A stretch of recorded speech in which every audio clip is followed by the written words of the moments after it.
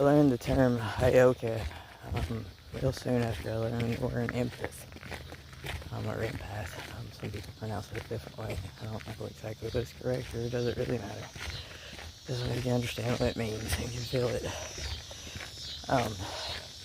But I learned this term Hyoka, so I looked it up and I started doing research, and from all accounts that I saw, it was one of the great shamans of the Lakota and the Dakota and the Sioux tribes.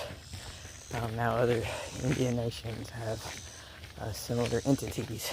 I'll say that, they have different names for them and whatever, that have many of the same beliefs.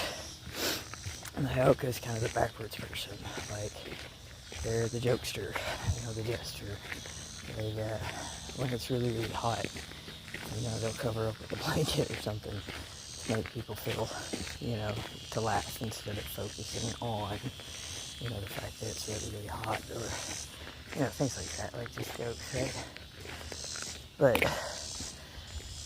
But, I was reading about those people, and, we, as white men, broke so many treaties with the Indian nations there, that they had, at least, because this was a long time ago, that, but, $50 million in an account after we had broken 3 treaties with them that they wouldn't touch, even though their people were suffering, because they didn't want $50 million for the black kids. They wanted the land.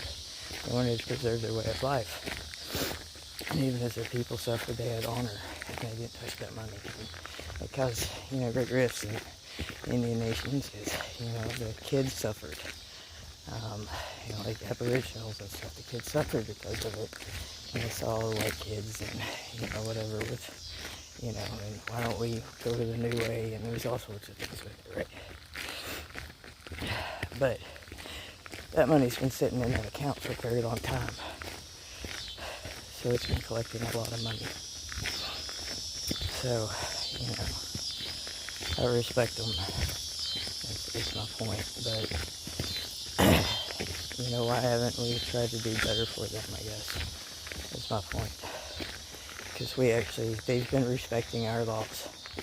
They've let it go through litigation after litigation after litigation, and, they've gone to those hearings and things, which are basically pointless, because they don't want to sell. But how do you, at this point in time, say that it's not part of America, or, belongs to the white man and all that at the same time?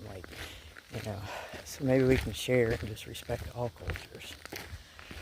And where's that money at?